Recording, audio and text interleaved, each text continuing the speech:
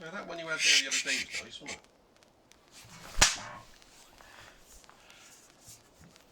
Trying to get a sample.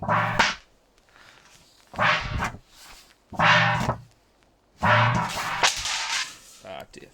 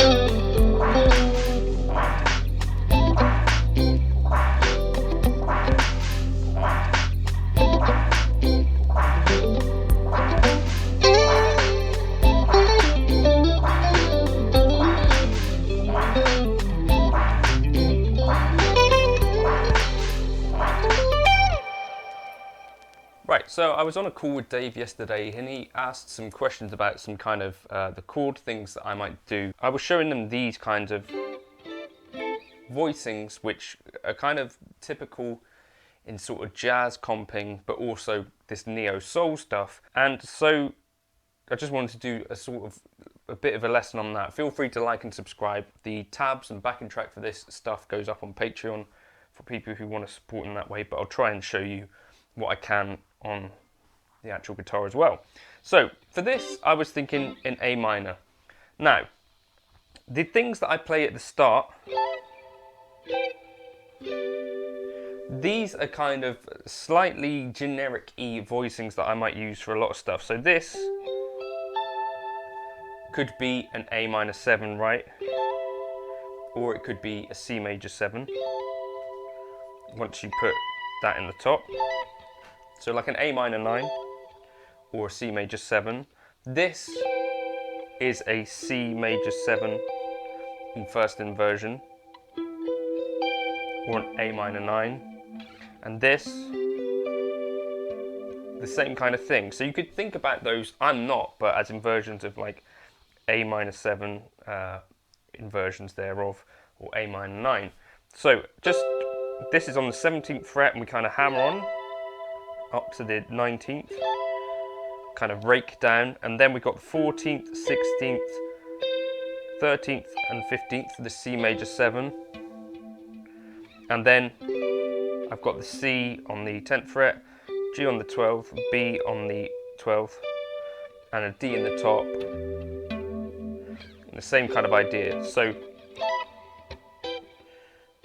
that's what I was doing for the intro. 3, 4, 2, 3, 4. And the reason I like this sort of stuff is that it can kind of work regardless of what chords are going to come underneath. So on the Skype session, what I ended up doing was 1, 2, 3, 4. I went for this, which was 6, 1, 4. 6, 1, 4.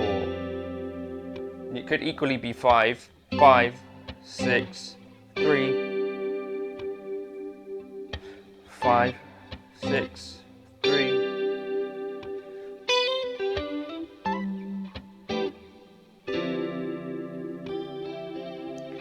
4, 3, 2.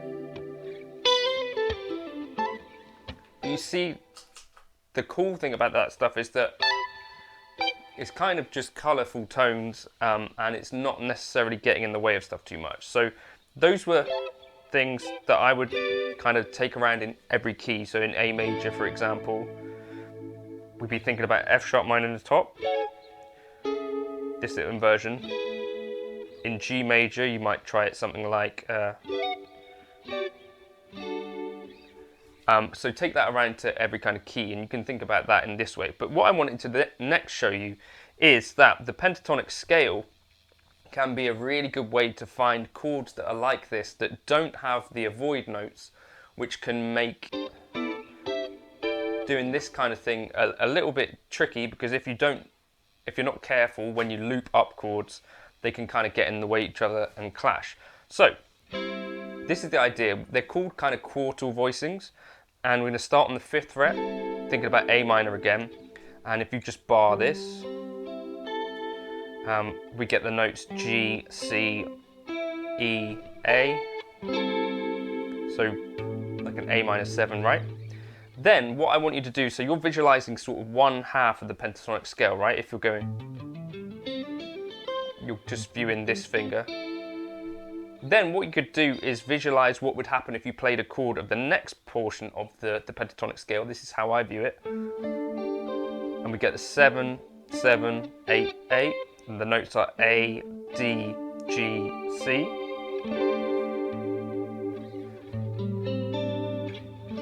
Which is more like an A minor 11 because of that D, right? Okay, and then if we moved up again, you'd get this, right? Which is C, E, A, D. Another A minor 11 voicing, I guess. And then D, G, C, E. And then we get one more up here. E, A, D, G. So just again, you get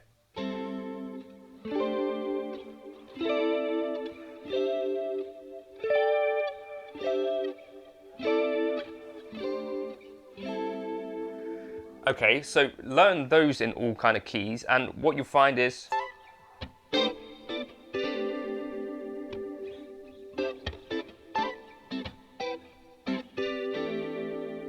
you see they've just got like a nice, you're kind of painting in an ambiguous kind of colour.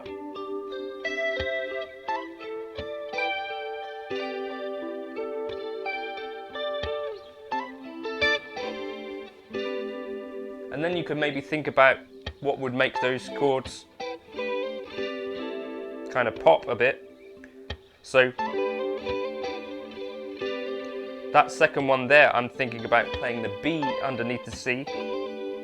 Or here, I'm thinking about playing the B above the A.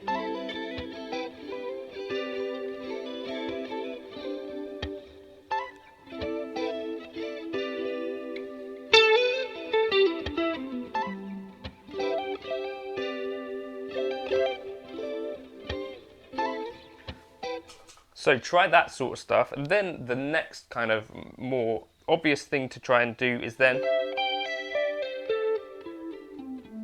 kind of build these little runs around them, where you're putting the scale around those chords. So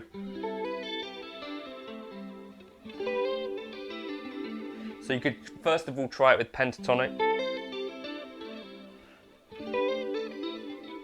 or kind of major scale stuff.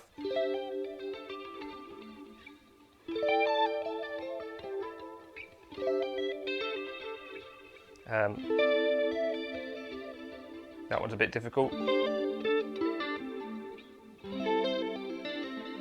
Or major scale.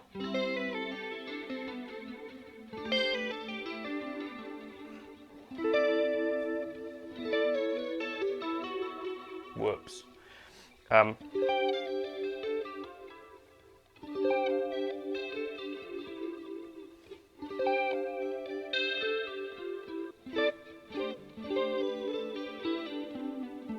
try and keep this kind of chord part of the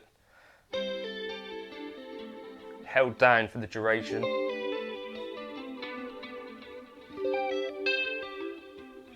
But I think that's a really cool thing to add. Then the other thing that I would try as well, for just even more ambiguous stuff, is just harmonizing the pentatonic scale in diatonic fifths. Or they're fourths, aren't they?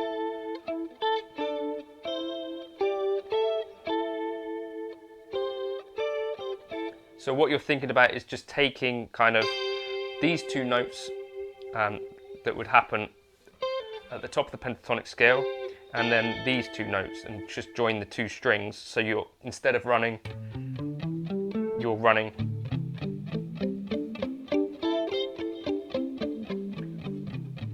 the shape simultaneously.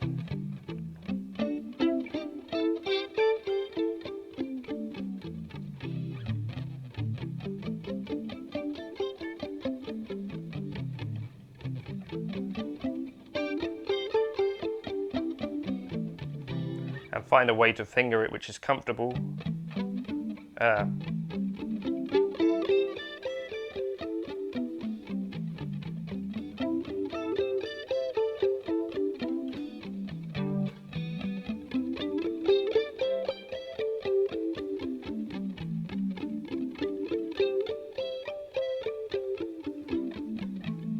And then one more.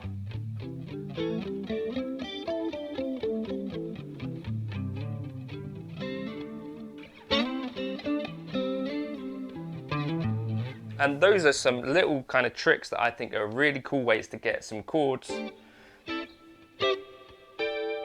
out of the pentatonic scale that you might not have been aware of yet, or you may already, but hopefully there was something in there that was not totally something that you already knew.